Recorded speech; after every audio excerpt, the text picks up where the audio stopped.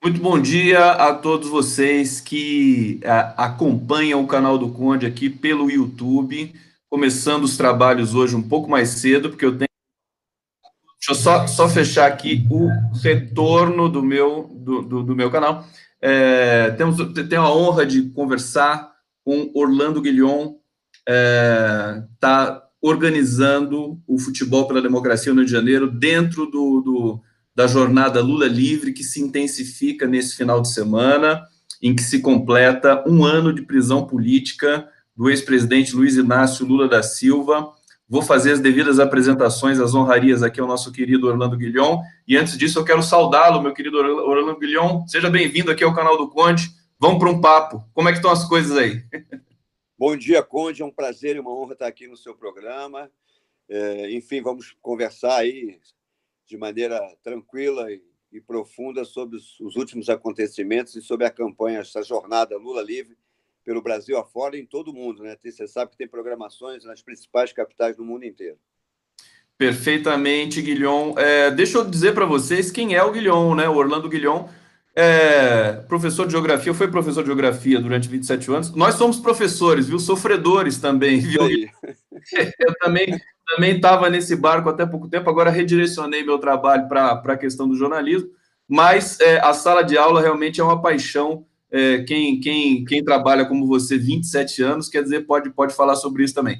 Pesquisador de texto e imagem da Rede Globo durante um tempo, foi gestor, teve um trabalho nas rádios, né, diretor da Rádio MEC, da Rádio Nacional, da EBC.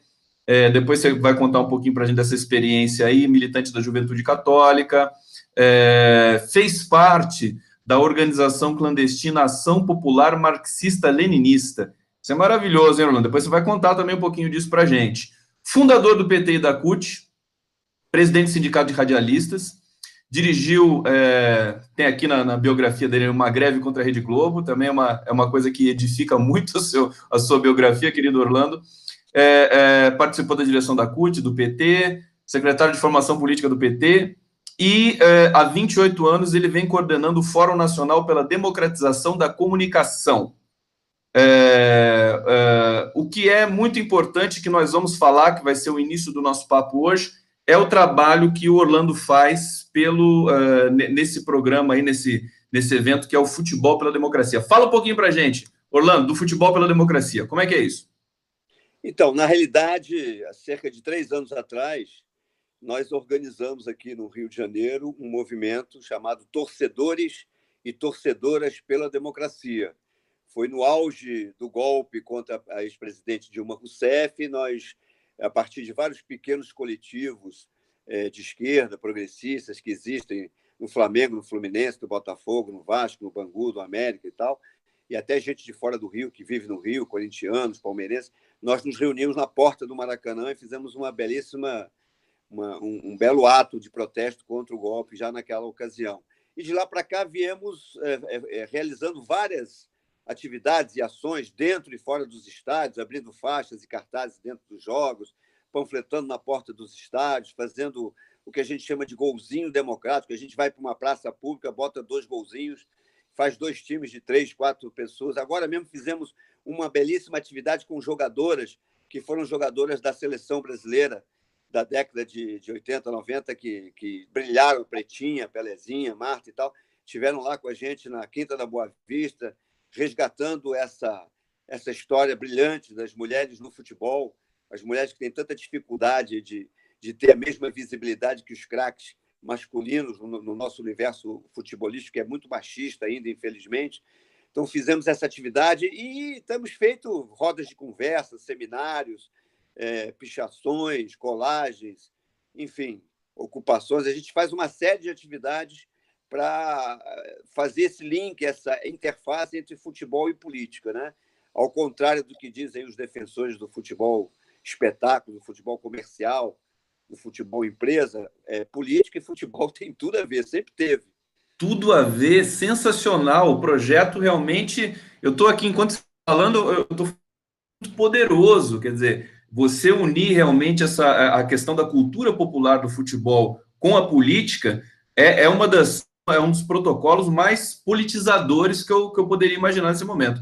Então, primeiro eu quero dar os parabéns por esse, porque não é fácil, eu vejo que você tem muita atividade em cima disso, e eu queria que você contasse para a gente como é que são torcedores e torcedoras pela democracia, né? Eu me enganei aqui, falei futebol pela democracia. Como é que está essa organização, que agora você vai ter um evento associado aí à Jornada Lula Livre, que é no Campo Politeama, né? Conta para a gente aí como é que é, depois eu quero saber a escalação também. Então, você acertou. O nome do evento, o nome do nosso movimento é Torcedores e Torcedoras pela Democracia. Mas esse evento, em particular, que vai acontecer amanhã, sábado, dia 6 de abril, a partir de 13 às 14, de 1 às 2 da tarde, vai ser lá no campo do Politeama, que é o campo do time do Chico Buarque. Nós pactuamos com o Chico Buarque, que muito gentilmente topou participar da jornada Lula Livre dessa maneira, usando o futebol como uma arma também de consciência política. Ele tem um time que é conhecido, né, de amigos, artistas e tal, que já jogou, inclusive, contra o Lula, contra a MST e tal. E esse time do Politeama topou enfrentar o nosso time dos torcedores e torcedoras pela democracia, que é composto de homens e mulheres que estão nos coletivos, na Comuna Rubro-Negra, na Vasco Comunista, nos tricolores de esquerda, no Coletivo Popular Alvinegro. Pera, Orlando, isso é maravilhoso. Como é que é? Fala o nome dessa. São torcidas dentro dos times? Torcidas são pequenos coletivos organizados.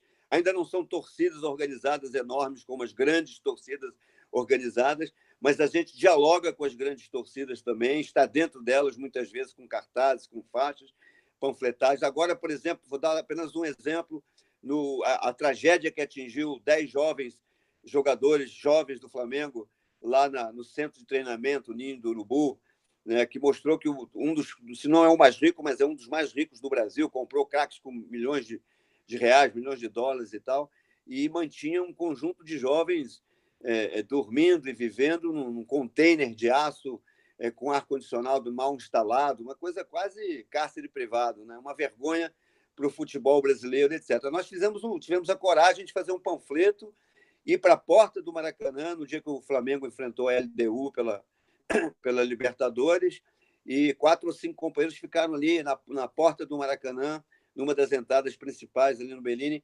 fazendo uma boa panfletagem. Distribuímos ali 2.500 panfletos, denunciando esse caso, né? Assim a gente como pegou a questão da mulher no caso do joguinho que a gente fez lá na Quinta da Boa Vista. Teve uma final aqui da Taça Guanabara que foi um desastre.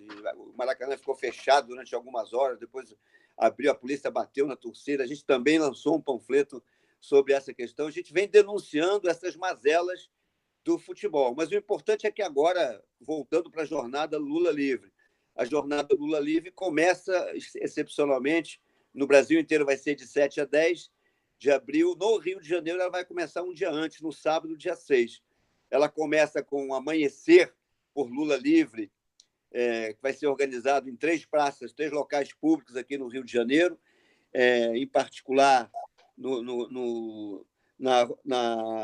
na Praça Sans Penha, no Parque Madureira e na Rua do Lavradio. São as mulheres por Lula Livre que vão organizar esse Amanhecer por Lula Livre. E à 1h da tarde, então, o nosso time vai enfrentar o time do Politeama do Chico Buarque. Então, acabamos de confirmar aqui no nosso time um craque, o Afonsinho, que foi um Afonsinho de Paquetá, né? Ele mora em Paquetá. Ele topou participar. Estamos atrás também da Pretinha, ela ainda não confirmou, mas ela jogou recentemente lá na Quinta da Boa Vista. Acho que se ela tiver agenda, ela também irá. E assim, vários companheiros nossos de diversas Sabe que é Pretinha, Orlando? Sabe que a Pretinha é de Caçapava, né? Da minha cidade natal aqui. Sim, exatamente. Cracaça. Grande, joga demais, continua jogando demais. Comeu a bola agora no sábado passado, lá na Quinta da Boa Vista, no joguinho que a gente fez lá, em homenagem, ainda dentro do mês internacional da mulher. A gente não conseguiu fazer uma atividade no 8 de março, porque a atividade do 8 de março era a grande passeata, o grande ato. Resolvemos fazer no dia 30, na Quinta da Boa Vista, também uma excelente atividade com vários jogadores. Foi muito legal, muito bacana. E fazendo uma roda de conversa, depois falando sobre o papel da mulher no futebol.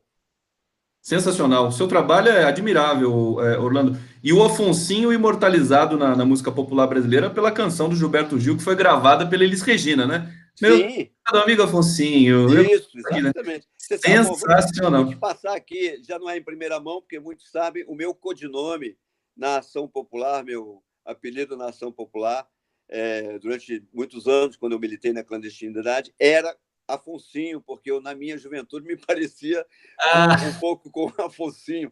Acho que isso denota um pouco a fragilidade da esquerda naquela época, porque ao invés de escolher um nome que escondesse a nossa personalidade, eu escolhi um nome que revelava um pouco a minha personalidade. Acho que a repressão não chegou em mim por muito pouco, porque e mais do que o isso, nome me entregava.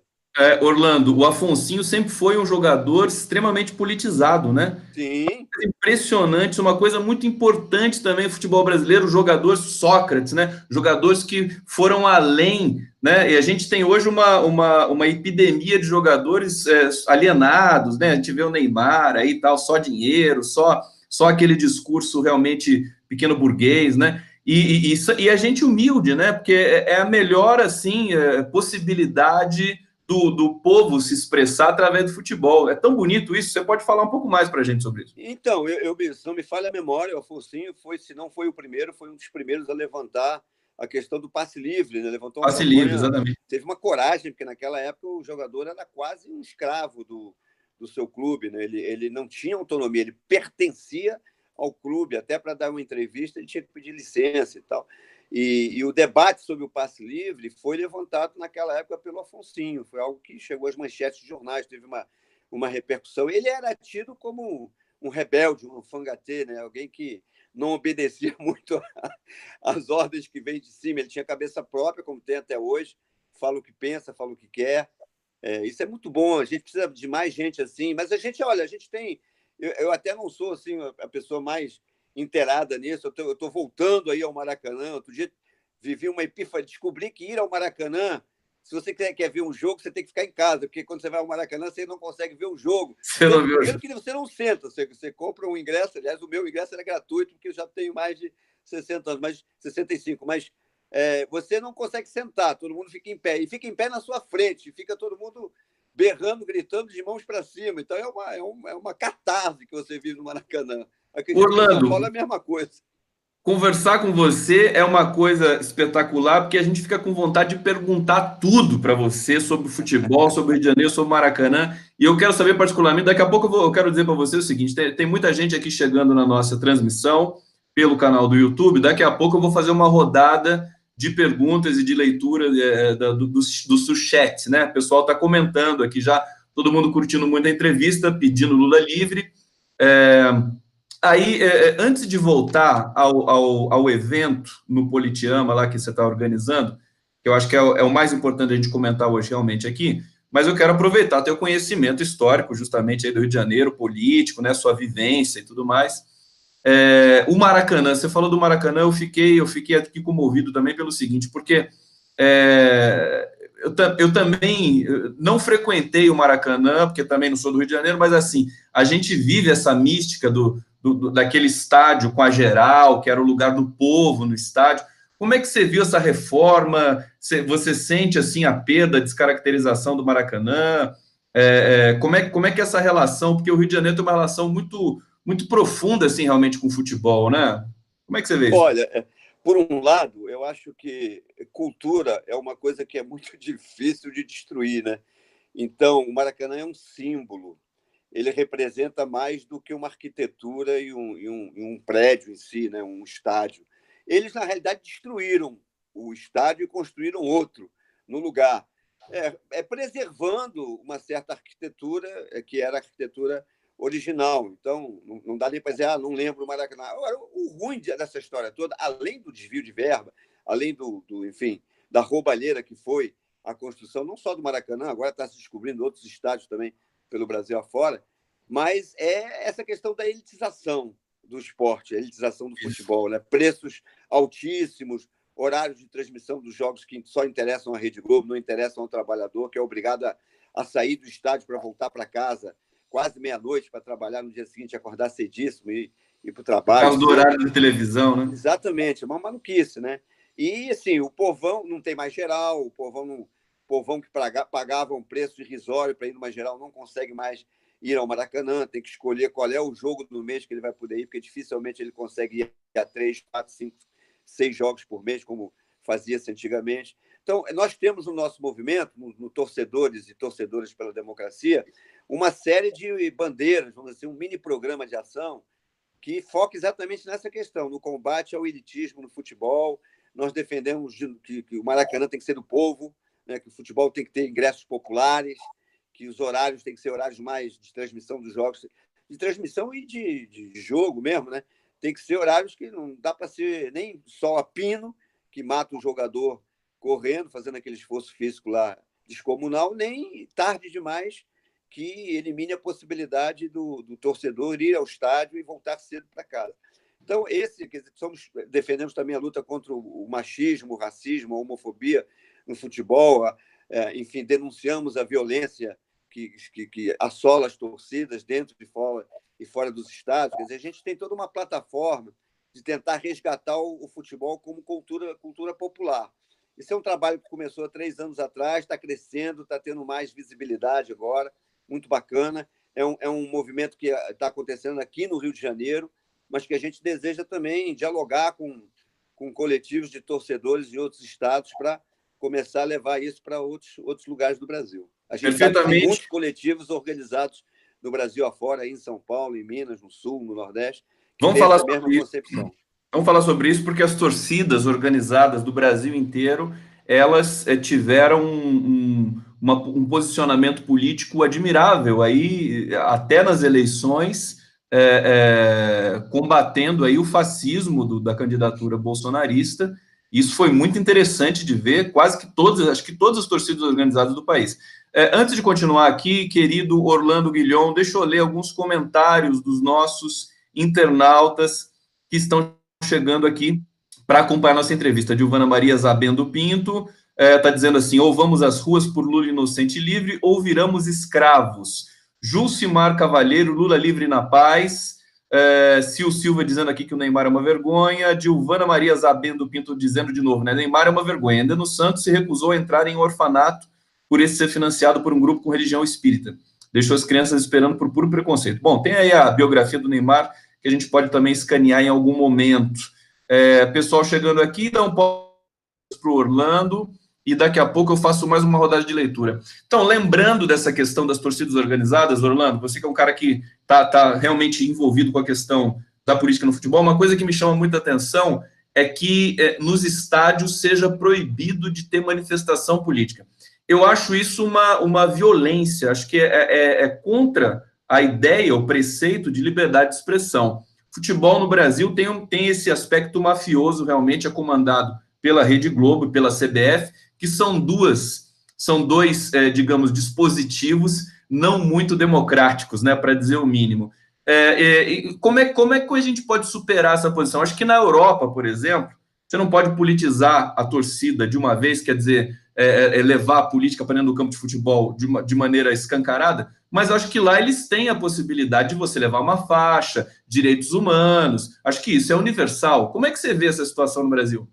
Então, eu acho que essas coisas a gente só rompe com ações, de fato. Esse é um aspecto do Estatuto do Torcedor que é extremamente desfavorável às torcidas. As torcidas são criminalizadas, Claro que existe uma cultura, e não é na torcida, existe uma cultura na sociedade. Nós estamos vivendo um momento de pique, do auge de uma cultura de ódio, de intolerância, de violência na nossa sociedade. Nós vimos isso durante a última campanha eleitoral, isso está espalhado pelo país. Nós temos que combater isso, obviamente. Não se combate só com leis, é preciso leis também que coloquem limites para isso, mas é preciso também trabalhar os aspectos culturais, de princípios e valores na sociedade que possam reverter isso. Achar que você vai resolver um problema de violência nas torcidas, eliminando a possibilidade de livre manifestação das torcidas, que elas possam apresentar cartazes e faixas pedindo estádios mais populares, ingressos mais baratos, horários mais adequados aos torcedores, democracia na gestão dos clubes e da própria CBF, das federações, né, que estão aí com esquemas de corrupção e de mandonismo muito forte, de autoritarismo muito forte. Falta transparência, falta democracia na gestão do futebol brasileiro. Isso quem diz não sou eu, tem especialistas que estudam isso aí há anos, inclusive na academia, e falam isso há muito tempo. Então, impedir o torcedor de se manifestar nos estádios é um absurdo, né? Agora, apesar disso, agora mesmo a torcida do Vasco, por exemplo, outro dia, abriu uma faixa, conseguiu abrir uma faixa. Nós já fizemos isso no Flamengo, já fizemos isso em jogos de seleção brasileira, abrir cartazes, abrir faixas e tal, de eleições diretas já e tal. A torcida do Vasco abriu uma belíssima faixa, agora a ditadura nunca mais, exatamente na semana, né, em que se discutia aí a não comemoração do 31 de março e tal. Então, eu acho que a gente tem que ser mais rebelde. Eu acho que esses coletivos... Não pode ter medo, né? Não podem ter medo. As faixas vão ser rasgadas, algumas, cartazes vão ser apreendidos, não faz mal, a gente faz outro, não tem problema. A gente é uma fábrica de... Eu passo noite colorindo cartazes aqui na minha casa. Eu adoro arte visual, então eu fico colorindo, pego as letrinhas, fico ditadura nunca mais, democracia, mais democracia, Lula livre, Marielle vive. O tempo todo a gente está nas atividades, nas últimas grandes atividades de rua, passeatas, no dia da Marielle vive, no dia do 8 de março, no dia da luta contra a reforma da Previdência, os torcedores e torcedoras estavam lá com a sua ala, com as suas faixas, com as suas bandeiras, com os seus cartazes, com os seus adesivos, suas camisetas, marchando lado a lado dos trabalhadores, das mulheres, dos jovens. Orlando, você está participando de todas essas manifestações recentes aí através dos torcedores e torcedoras pela democracia. Queria que você comentasse para a gente, já que você chamou aí o assunto a descomemoração de 64, né? Você participou aí no Rio, como é que foram as movimentações aí? Eu, particularmente na cobertura aqui pelas redes digitais, eu vi que foi uma das respostas mais contundentes, acho que talvez a maior de todas, desde a redemocratização, contra o golpe de 64 no Brasil. Como é que você viu isso aí no Rio de Janeiro? Então, apesar de que nós tivemos um belo ato na Cinelândia, num domingo, que é um local que não tem ninguém na Cinelândia. Cinelândia, não sei se você conhece o Rio, mas é no centro da cidade. É um local que tem muita circulação nos dias normais de semana, nos dias úteis, mas que no domingo, particularmente, fica abandonado. Mesmo assim, como é um local histórico de manifestações, pelas redes, as pessoas começaram a se falar: precisamos fazer alguma coisa, precisamos fazer e tal, e um grupo de pessoas resolveu convocar um ato e acabou dando certo. Reunimos lá 5.000, 6.000 pessoas, sei lá quantas, ali no centro da Cinelândia, num dia difícil, atípico, com 2 ou 3 dias de mobilização. Foi muito importante, porque foi um dos poucos atos que nós fizemos aqui no Rio, suprapartidário, que juntou do PT, PCdoB, PDT, PSB, PSOL, PCB, PCR, enfim, estava todo mundo lá no Rio de Janeiro, na Cinelândia, marcando a presença e dizendo em bom som, em bom tom, que ditadura nunca mais. Quer dizer, não é possível comemorar essa barbárie de 21 anos de regime que torturou, perseguiu, matou, assassinou, exilou brasileiros e brasileiras durante aquele período. Então, foi uma forma, eu acho que rememorar, a memória, justiça e verdade, é o lema de quem atua nessa área de direitos humanos há muitos anos, lutando para que essa história seja contada e recontada, né? O nosso atual mandatário, não vou citar o nome para não dar ibope, resolveu recontar a história. A gente sabe como é que começam essas coisas. Tem lá na Alemanha e no mundo inteiro, tem uma corrente aí de malucos, fascistas, historiadores, que estão tentando dizer que não teve campo de concentração, não existiu nazismo, não se matou 6,5 milhões de judeus, ciganos, homossexuais e comunistas, enfim, que nada daquilo aconteceu. Isso não passará, isso não adianta. Isso é um exercício de retórica, de disputa de narrativa que não leva a lugar nenhum. Até os militares sabem que existe. Claro que os militares jamais vão chamar. Eles chamavam naquela época de regime de exceção. Era um silogismo para falar da... Eles nunca vão chamar aquilo de ditadura militar ou civil militar. Mas houve uma ditadura sangrenta no Brasil. Mais de 400 brasileiros e brasileiras foram assassinados dentro e fora das prisões. E isso é uma página da nossa história que não dá para virar, não dá para achar, principalmente porque aqui, ao contrário do que aconteceu em outros países, a nossa anistia ampla, geral e restrita não foi assim tão ampla, tão geral e tão irrestrita, como nós sabemos, porque os torturadores, os criminosos, nunca foram aos bancos dos réus, né? Então, nós vivemos ainda a continuação daquela luta. Ainda existem centenas e milhares de brasileiros que pedem justiça com relação a esse passado recente. A ferida está aberta ainda, né? Para muita Exatamente. gente, nós temos de respeitar isso também. E uma coisa que a Lucélia Santos comenta também, em função da causa que ela defende, muito, muito forte, política, democrática, Lula livre, mas ela tem uma predileção, tem um afeto especial, e eu também tenho por isso, acho que todos nós devemos ter, pelos índios, pela questão indígena. E o dado é que mais de 8.500 índios também morreram também durante a ditadura militar, em função, não é só da opressão em si, mas do descaso, né? Nós temos hoje a FUNAI também aí, relegada a 10% do seu orçamento, uma situação bastante difícil. Você falou da página virada, né, Orlando? Eu diria, eu gosto de uma frase que não sei de quem que é, mas é assim, né? Você pode até virar a página, mas precisa ler a página antes, né? Você tem que ler. Exatamente. Não dá Não para só ler, mas deixar, de certa forma, deixar ela marcada. Sabe quando a gente lê um livro isso, você e a coloca, gente você se dobra, interessa por né? um assunto e a gente grifa e bota ali um clipezinho e tal, porque um dia você vai precisar consultar e tal. Então, eu acho que esse é um livro que tem que estar sempre marcadinho ali, porque hora e mexe está aí. Nós estamos, queremos ou não, nós não estamos vivendo uma ditadura, mas estamos vivendo um estado de exceção razoavelmente avançado, né? Os direitos individuais e sociais estão sendo rompidos diariamente. A nossa Constituição tem sido constantemente rasgada. Já no governo anterior do Temer, agora, então, do Bolsonaro, Deus nos acuda. Orlando, você que experimentou, viveu um pedaço aí da ditadura militar, inclusive participou do movimento clandestino aí, leninista, marxista-leninista no Rio de Janeiro.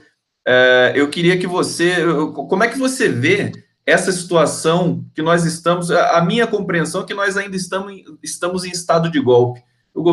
Esse governo, que é o inominável, né?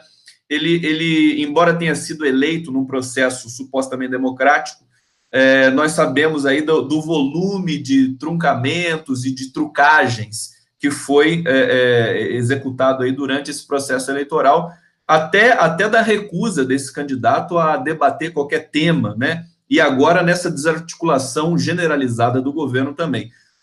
Como é que você sente? Eu tenho uma percepção, eu não vivi concretamente a ditadura militar, mas a gente convive, a gente, enfim, acompanha, lê a história e tudo mais, e percebe, e sobretudo através da música brasileira, que eu acho que foi o grande registro daquele momento.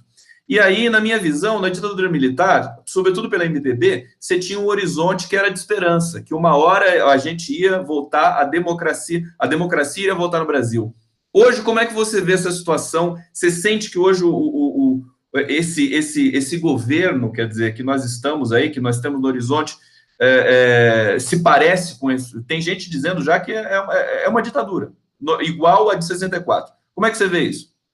Eu não quero entrar nesse debate que eu acho ácido e leva a pouco lugar, se esse regime é ou não, mas ele é um estado de exceção, claro, portanto, a ruptura do Estado Democrático de Direito, não sou eu que falo isso, são juristas de renome nacionais e internacionais que reconhecem que houve a ruptura do Estado Democrático de Direito do Brasil. Estamos vivendo um momento de ruptura com o Estado Democrático de Direito. As leis valem muito pouco, a não ser aquelas que defendem as elites. Então, isso para mim está claro. Se vamos chegar a um ponto que chegou, a um limite que chegou na época da ditadura, das pessoas serem presas, torturadas, assassinadas e tal, não um ou dois ou três, não, porque já tivemos o caso da Marielle é um caso gravíssimo, até hoje o mandante não apareceu, o caso do Amarildo e outros, né, pessoas simples, inclusive, que não eram Tem o caso do Rio Grande do Norte, então, desde os desaparecidos, torturados pela Polícia Civil, militar, etc., até casos mais graves como esse de assassinato político, como o da Marielle. E tem gente sendo assassinada no Brasil inteiro, tem gente no Pará, tem gente na área do MST, tem gente na área do movimento Atingidos por Barragem, tem gente da CUT, enfim, tem gente de tudo quanto é movimento social sendo perseguido e muitas vezes assassinado. Então, é preocupante. Agora, eu diante de um quadro como esse, eu acho que a gente não deve apostar na desesperança. Eu acho que a gente, fazendo um paralelo um pouco como você fez com 64, eu acho que a chama da esperança nunca desapareceu naquele período, né? E foi um período de chumbo, um período difícil, né? Nós tivemos na PML, na Ação Popular, vários desaparecidos políticos. Eu estou lembrando aqui do deputado Paulo Stuart Wright, que foi deputado pelo Partido Democrático Cristão, se não me falha a memória, lá em Santa Catarina, era do nosso Comitê Central e desapareceu. O ex-líder da UNE, presidente da UNE, Onestino Guimarães, Humberto Câmara Neto, Felipe Santa Cruz, aqui no Rio de Janeiro. Enfim, são 7 desaparecidos do Comitê Central da Ação Popular. Toda a organização clandestina, partido político clandestino, da época sofreu perseguições, prisões, torturas, assassinatos. Alguns sobreviveram, foram para o exílio, etc. Então, nós não queremos de novo isso. Eu acho que se a gente tiver claro de que isso não pode voltar, essa situação, vai aumentar a força da reação popular. Muita gente fala, temos que ir para a rua. Tem um Brasil que está se mexendo, gente.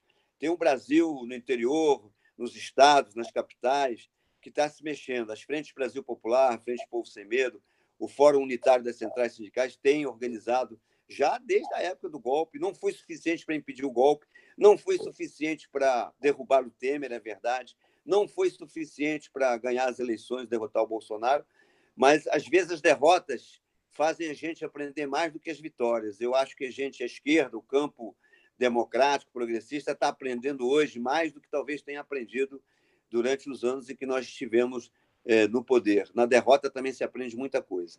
Perfeitamente, Orlando Guilhom. Estou entrevistando aqui Orlando Guilhom. Ele é organizador dos torcedores torcedores e torcedoras pela democracia e está organizando o Futebol pela Democracia, o evento que vai acontecer no campo de futebol Politiama, no Rio de Janeiro, aí que é o campo do time do Chico Buarque de Holanda.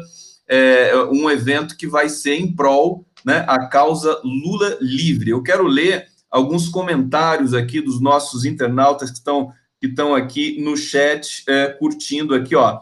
Dilvana Maria Zabendo Pinto diz assim: sou rubro-negra, mas o Vasco sempre saiu na frente em termos de mobilização popular. Nossa torcida tem que avançar. Vou perguntar qual é o time do coração aqui do nosso Orlando, se ele puder dizer para a gente. Pessoal, todo mundo aqui muito mobilizado, né? Aleluia, Lula livre, Big Lula, Forever Lula, o Overseed, está dizendo aqui, né? Zélia Goulart, na construção da Transamazônica com a invasão de terras indígenas, muitos índios foram dizimados. Aqui o pessoal vai comentando, a gente vai pegando o delay do comentário, né, das coisas que a gente foi falando aqui. Quero agradecer a todos que estão acompanhando aqui a entrevista com Orlando Guilhom. Orlando, time do coração. Eu sou rubro-negro, sou flamenguista. Eu sou de um coletivo chamado Comuna Rubro-Negra, que é um dos coletivos que ajuda a construir esse movimento maior, mais amplo, torcedores e torcedoras pela democracia. Aproveitando, a gente tem conversado muito. Não tem só esse coletivo no campo rubro-negro, não. Tem a esquerda rubro-negra, tem o Resista Flamengo, enfim, tem vários outros coletivos flamenguistas que se organizam, flamenguistas pela democracia, rubro-negros pela democracia. Tem vários coletivos flamenguistas que são articulados e têm ações. Às vezes a gente fica muito numa ação virtual, né? A gente tem batalhado muito para que a gente saia das redes. É importante a disputa nas redes hoje, a gente sabe disso, a gente foi derrotado nas redes pelo Inominável. Então, essa disputa nas redes, na comunicação alternativa, nas plataformas virtuais, a gente cada vez mais tem que aprender a trabalhar nas redes, e por isso os nossos coletivos trabalham fortemente nas redes. Mas nada como o contato pessoal, né? Nada como você entregar o panfleto na mão. Foi muito bacana. Outro dia eu fui para a porta do Maracanã, eu fui um dos companheiros que estava lá na panfletagem no dia do jogo contra a LDU, denunciando a tragédia lá do Ninho do Urubu. Foi muito bacana ver, assim como qualquer panfletagem, tem um cara que não quer pegar panfleto, que não quer saber de política e tal, mas nós distribuímos 2.500 panfletos. Tinha gente que voltava para conversar com a gente, tinha gente que dava os parabéns, tinha gente que dobrava e botava no bolso para ler mais tarde, para ler depois no estádio. Foi muito bacana a reação. A gente tem que fazer mais isso, né? Os nossos coletivos, a Comuna Rubro-Negra, enfim, a esquerda rubro-negra e tal.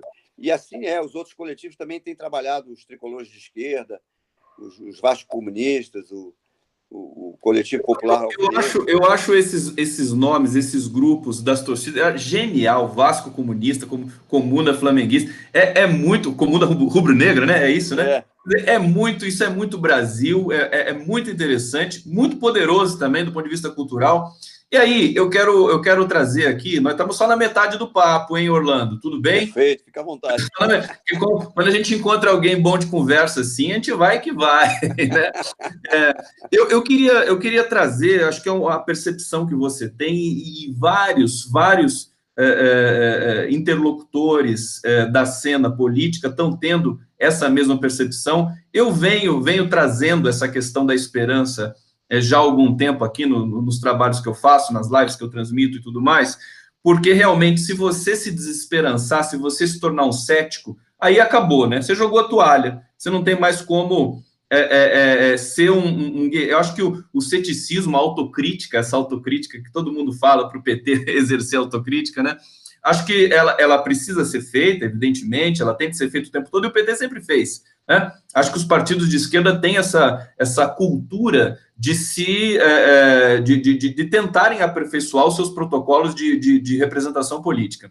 E aí eu estou sentindo também que esse desgoverno do inominável ele vai produzindo uma energia política social muito grande nesse momento, sobretudo chancelada aí por essa jornada Lula livre. Quer dizer, as pessoas, acho que é um momento forte, né, um momento de criar consistência política no país depois de 5 anos que foram de acho que muita truncagem, né, da imprensa, muito ódio acumulado. Acho que agora é a hora da restauração do tecido social político brasileiro. Isso é muito bom. Eu acho que você colocou isso bem, quer dizer, você tem o horizonte de organizar de novo não só a resistência, mas como a ação política para marcar realmente território, demarcar representação política no Brasil. Eu queria que você falasse um pouco mais disso, porque o nosso internauta, as pessoas que estão acompanhando essa disputa nas redes sociais também, né? E isso também é uma coisa importante para a esquerda se manifestar e representar, precisa dessa palavra, precisa dessa dicção, porque, afinal de contas, o cara que mais consegue puxar esse tipo de afirmação está preso, né? Que é justamente por ele que a democracia brasileira luta nesse momento. Então, eu queria que você aprofundasse um pouco mais nessa tua visão de que a esquerda e o segmento democrático brasileiro está se fortalecendo nesse momento dramático de adversidade política. Olha, eu sempre costumo, nas conversas, debates e reuniões políticas que eu faço, não só aqui na capital, no interior, às vezes eu viajo pelo resto do país também, para atividades do FNDC e da Frente Brasil Popular, eu costumo dizer o seguinte: nós vivemos num país que tem uma dimensão continental. Fazer política num país como o nosso não é para amador, não é fácil você fazer a população de forma organizada se movimentar desde lá do Acre até o Rio Grande do Sul no mesmo momento, na mesma hora, na mesma semana. Mas, guardadas as devidas proporções, vamos só lembrar, o governo do Inominável tem pouco mais vai completar agora 100 dias. Nesses 100 dias, nós já tivemos algumas jornadas importantes acontecendo, algumas de caráter até espontâneo. O Carnaval. Carnaval. Meu Deus do céu, o que foi esse Carnaval? Sensacional. Ninguém coordenou nada aí, gente. Alguém achou que o PT estava atrás disso aí, ou que a Frente Brasil Popular? As pessoas, os foliões dos mais diferentes segmentos, tipos, se organizaram nos blocos de rua para fazer o que fizeram, com cartazes, com estandartes, com galhardetes, com camisetas, com adesivos, com palavras de ordens, com musiquinhas, com sambas enredos maravilhosos. O que foi aquele desfile da Mangueira, né? Enfim, então, aquilo foi uma jornada para mim, uma jornada pegando um eixo. Eu acho que a gente que é da esquerda, a gente faz, às vezes, a política de uma forma muito seca, muito dura, muito difícil da compreensão das grandes massas. Eu venho insistindo que a gente precisa fazer a política mais através da cultura, através da religião, através do futebol, através dos grandes mecanismos de manifestação popular das massas, né? E o Carnaval foi um exemplo disso. Agora, fora o Carnaval, de lá para cá, nós tivemos um 8 de março fortíssimo do Brasil inteiro. As mulheres foram às ruas em todos os lugares, todas as capitais e grandes cidades, com belíssimas manifestações e com eixo muito claro contra o inominável, né?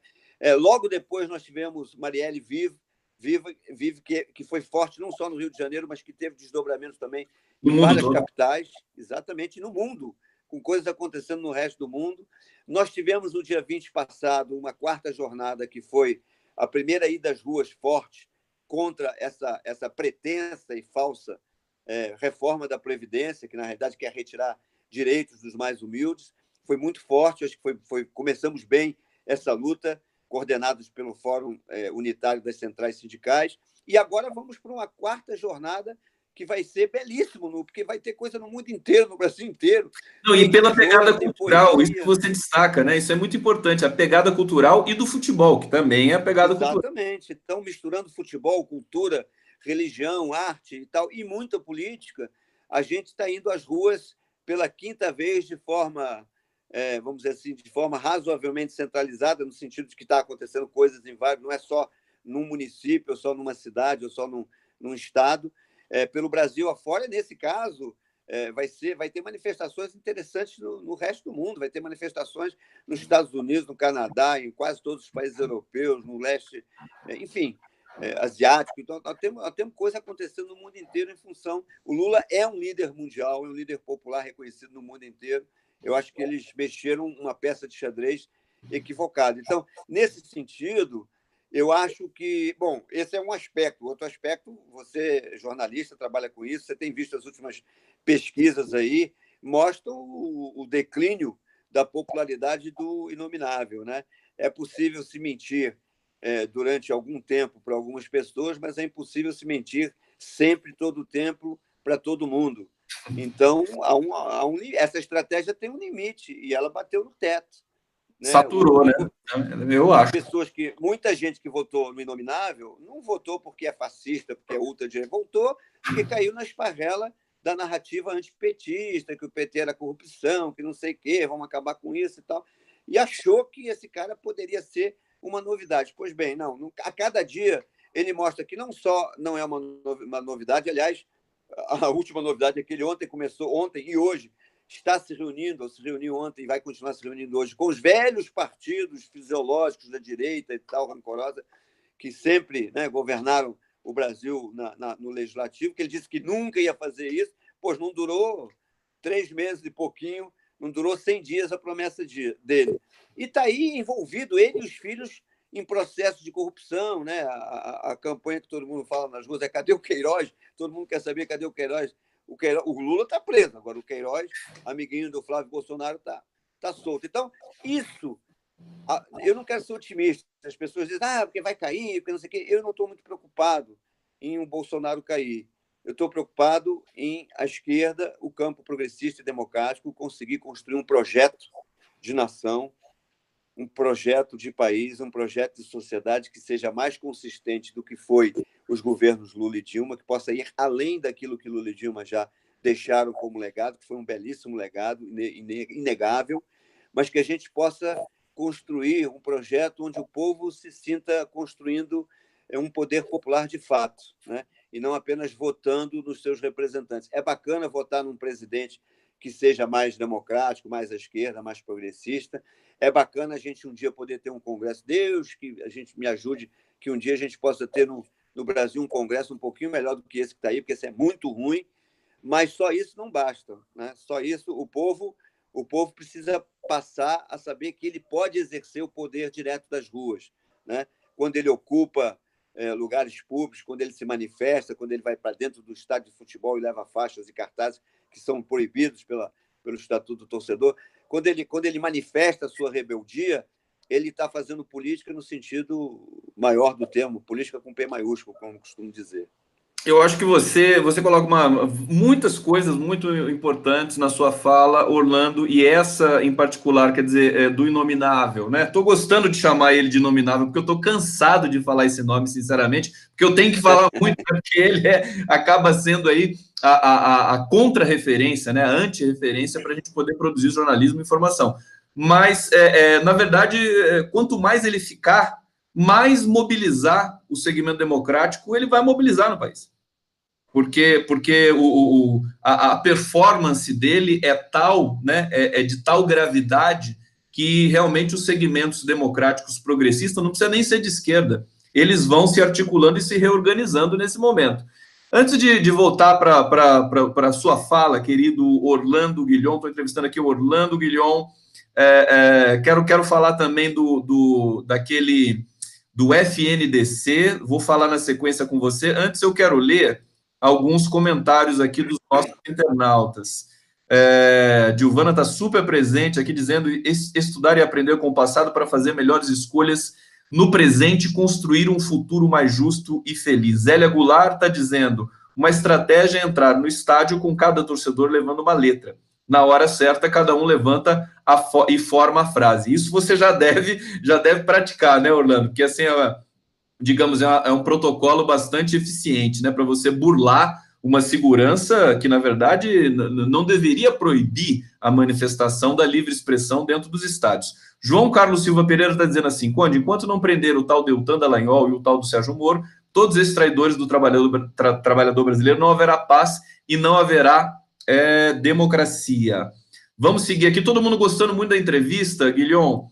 E aí eu queria que você falasse um pouco do Fórum Nacional pela Democratização da Comunicação e que você está lidando, você coordena esse fórum, né? Explica para a gente um pouquinho como é que é isso. Só uma retificação. Eu fui da coordenação nacional do Fórum durante muitos anos, mas há 3 anos eu me afastei e estou mais focado aqui no Rio de Janeiro, no Fórum do FNDC do Rio de Janeiro, que aqui no Rio, em cada lugar ele tem um nome, aqui no Rio chama-se Fale Rio. É a Frente Ampla de Liberdade de Expressão aqui do Rio de Janeiro, que é o comitê do FNDC aqui no Rio. Aí em São Paulo tem outro nome, acho que chama-se Frentex, enfim. Em vários lugares tem nomes de FOPECOM, em Pernambuco, etc. Esse movimento é um movimento que existe, está completando agora 28 anos. Ele inicialmente foi coordenado por companheiros jornalistas e radialistas e um pouco o pessoal da área de telefonia, o pessoal de telecomunicações também, há 28 anos atrás. Depois a gente agregou gente da área acadêmica, estudantes, professores e tal. E hoje é um fórum que ele é multifacetado, tem gente de centrais sindicais, de partidos. Ele trabalha com a gente costuma chamar de tribos diferentes. Você vai encontrar gente da área de telecomunicações, gente da área de internet e mídias digitais, gente da área de jornais impressos populares, como o Brasil de Fato, o Inverta, o Jornal do PCO e outros. Você vai encontrar muita gente de rádios comunitárias, de movimentos de rádios comunitárias, de TVs na web, né, como é o caso do trabalho belíssimo que vocês fazem, mas também da TVT, da TV Telesur, das TVs comunitárias, né? Então, esse conjunto de muitos blogueiros progressistas, né, também participam do nosso movimento. Eles têm um movimento à parte, mas que se agregam ao nosso movimento. Esse movimento, há 28 anos, vem travando as principais lutas no Brasil pela democratização da comunicação, né, pela democratização da mídia, pela liberdade de expressão, com algumas vitórias e algumas derrotas. Até hoje, nós tivemos aí a regulamentação da TV a cabo, a regulamentação já mais recente da TV por assinatura, garantindo cotas de conteúdo nacional. Tivemos a própria criação da EBC, Empresa Brasil de Comunicação, que passou por lei pelo Congresso Nacional. Enfim, tivemos o próprio encontro, enfim, os conselhos, os comitês, as conferências nacionais que nós realizamos na época do período do governo Lula e Dilma, no caso, no finalzinho do governo Lula, nós fizemos, por incrível que pareça, a primeira Conferência Nacional de Comunicação nesse país, que levou... A primeira de saúde foi em 1948, para você ter uma ideia. Brincadeira, demorar tanto tempo. Acontecer a primeira Conferência Nacional de Comunicação. Mas, infelizmente, os artigos 220 a 224 da nossa Constituição, que são os artigos que focam especificamente na regulamentação dessa questão da democratização da mídia, porque está lá a proibição do monopólio, do oligopólio, né? A questão da complementariedade dos serviços privado, público e estatal. Inclusive, é a primeira vez que aparece na legislação brasileira essa diferenciação entre estatal e público, mostrando que uma coisa é a comunicação do Estado, dos governos, e outra coisa é a comunicação da sociedade, né? Esse conceito é um conceito muito avançado, muito moderno, muito interessante. Nós trabalhamos isso nós temos um projeto de lei que nós chamamos de PLIP, Projeto de Lei de Iniciativa Popular, para tentar regulamentar esses artigos da Constituição, particularmente na área da radiodifusão. Mas nós nunca conseguimos ter maioria no Congresso, e mesmo na época do período dos governos, no caso foi o governo Lula, deixou esse projeto para o governo Dilma, nós não conseguimos força política para implementá-lo. Mas a nossa luta continua, né? A gente dá alguns passos à frente e outros atrás. Agora nós estamos vivendo um momento tétrico, vamos dizer, de perseguição a jornalistas, enfim, de gente sendo demitida em redações porque não concorda com a política do inominável. Que não concorda com a política dos seus chefes editoriais também. Exatamente, que estão lá, alguns em Washington, outros aqui na Avenida Paulista. E, enfim, os projetos de comunicação alternativa, como o 247 e vários outros, que sobrevivem com muita dificuldade, né, a partir de doações de internautas, de telespectadores, de assinantes e tal. Antes tinha alguma forma de você conseguir patrocínio governamental, isso já acabou desde o governo Temer e agora. O golpe acabou com tudo isso. E eram patrocínios quase que irrisórios, era uma coisa assim que não fazia nem cosquinha no orçamento da SECOM. Eu mesmo estive como representante do FNDC na SECOM por 2 ocasiões, com 2 ministros diferentes, tentando negociar essa questão dos chamadas verbas publicitárias, abrir essa caixa preta, mas mesmo não conseguimos. Continuava aquele exercício de que não, tem que dar para as grandes emissoras, porque elas que têm audiência, né? Tem um conceito técnico aí para isso que eu já nem me lembro, mas, enfim, a gente sempre disse, bom, mas aí as mídias alternativas nunca vão crescer, porque se você não apostar nessas mídias alternativas, como é que elas vão nesse sentido, os governos democráticos do Lula e Dilma, eles provocaram, né, essa precipitação desse golpe, justamente porque a mídia se sentiu acuada também diante de uma política de capilarização da verba pública para a comunicação. Eles não conseguiram aceitar isso, e você vê como eles são, como a elite brasileira é egoísta, né, é ignorante, Orlando, porque é uma parte tão irrisória, isso seria positivo até para os grandes veículos também, porque quando você populariza, né, quando você estimula que as pessoas produzam seus pequenos veículos de comunicação, você potencializa todo o protocolo de comunicação que você tem no país continental como o Brasil. Deixa eu ler aqui mais alguns comentários, pessoal curtindo muito a entrevista. Deixa eu buscar aqui, ó, grande consciência política do Orlando, um exemplo para todos os cidadãos que prezam democracia e justiça social, da Zélia Goulart. O Orlando é uma pessoa muito querida no Rio de Janeiro, a informação que me chegou aqui é que, enfim, você tem um poder de mobilização política aí muito grande, está há muito tempo, né? Eu queria perguntar muitas outras coisas para você, por exemplo, esse processo, você foi formador, como é que é? Dentro do PT, né? Secretário de formação política do PT. Acho que isso tem a ver um pouco também com esse teu lado generoso, né? De colocar os problemas de maneira clara para as pessoas. Como é que foi essa experiência dentro do PT, Orlando? Então, eu vinha de 2 experiências que consolidaram um pouco a minha maneira de ser, a minha personalidade. Primeiro, uma formação forte marxista-leninista na Ação Popular, né? Eu entrei na Ação Popular quando a AP já não era mais a antiga AP católica, já tinha um viés mais maoísta, mais marxista, mas ali eu tive grandes instrutores, li muito, enfim, me considero um quadro com forte formação nessa área. E depois, como professor de geografia, durante 26, 27 anos, você entrar em sala de aula e ser obrigado a sistematizar ideias e ter capacidade de transmitir conteúdos de maneira clara, objetiva, de maneira facilmente compreensível, né? em linguagens diferentes, para turmas diferentes, cidades diferentes. Isso faz de você um didata, vamos dizer assim. Eu usei isso quando eu estava na direção do PT, fui indicado para ser secretário de formação, fiquei 2 ou 3 anos, não me lembro mais a época, quanto tempo era o mandato, e eu visitei, nós temos aqui no Rio de Janeiro 94 municípios no interior. Eu me lembro que eu visitei 76 desses municípios, junto com outros companheiros, fazendo pequenos cursinhos de formação política, né? Sobre o PT, sobre o seu programa, sobre estratégia eleitoral, sobre movimentos sociais, enfim. A gente sabe que muitas vezes a militância petista ela se agrega ao PT, ela se filia ao PT por uma identidade quase emocional, né? Pelo Lula, pelas suas grandes lideranças, pelos seus senadores e deputados, e prefeitos e governadores, etc. E pela percepção um pouco tênue do que é a política e tal. Mas há todo um trabalho a ser feito aí de conscientização, né? E as secretarias de formação do partido trabalham nisso.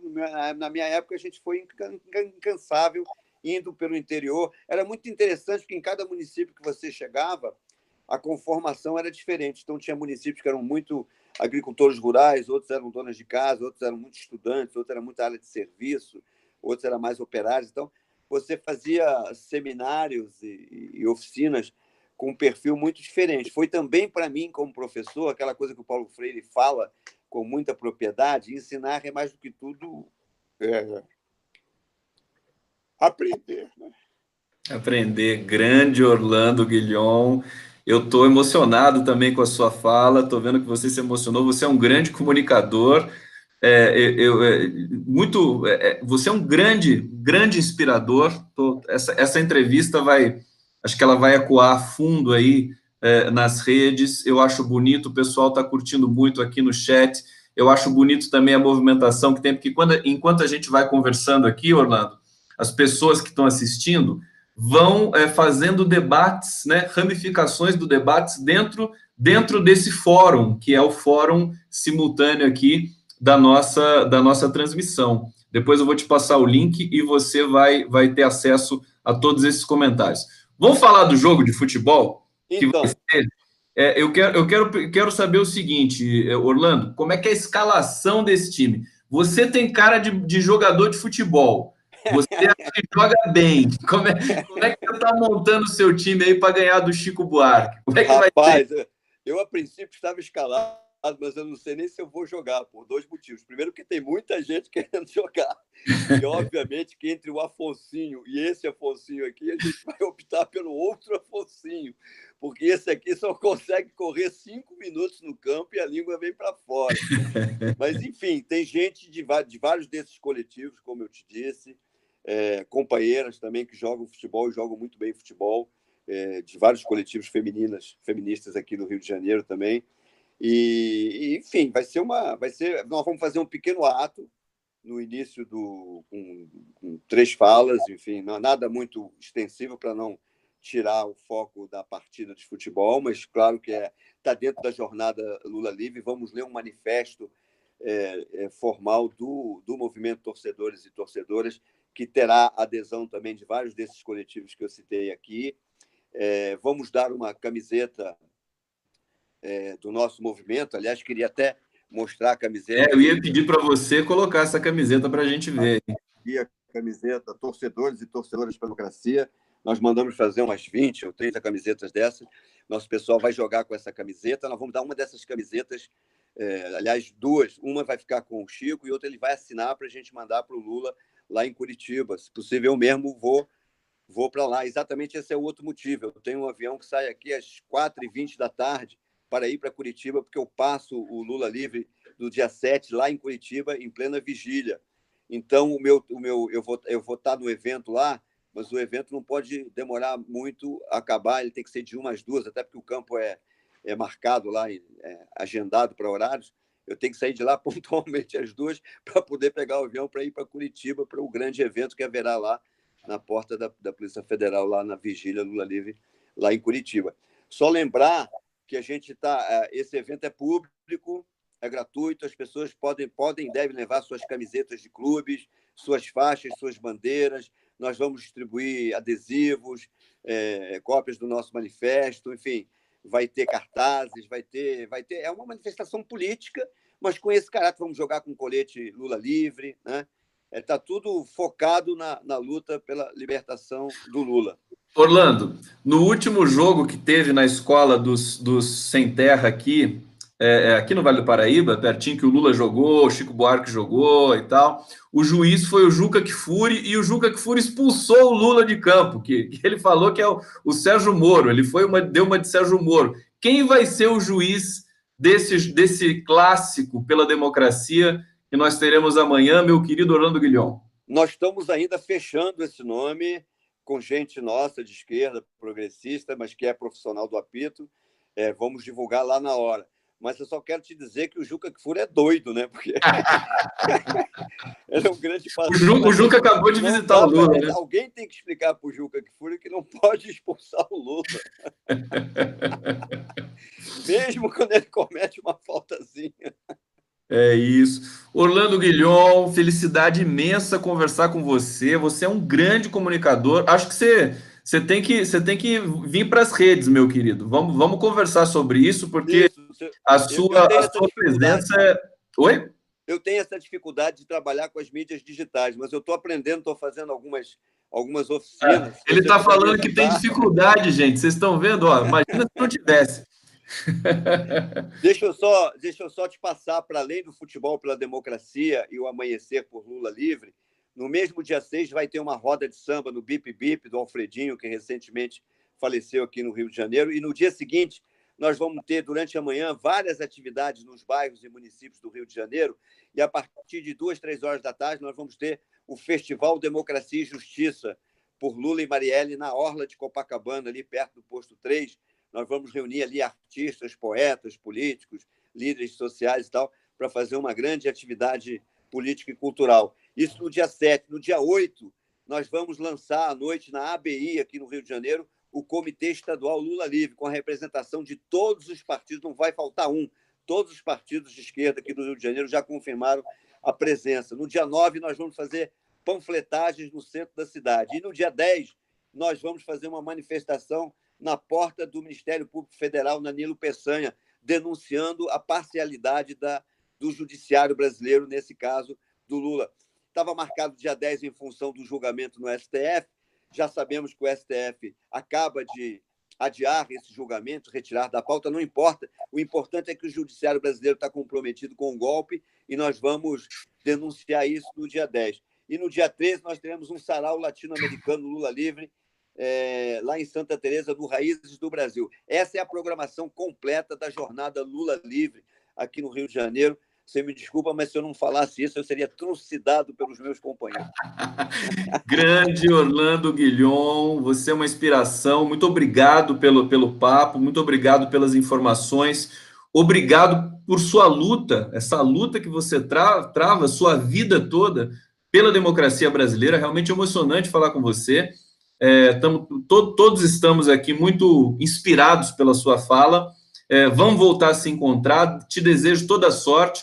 Desejo que você entre em campo, que você dê um drible no Chico Buarque, que você faça um golaço ali em parceria com o Afonsinho.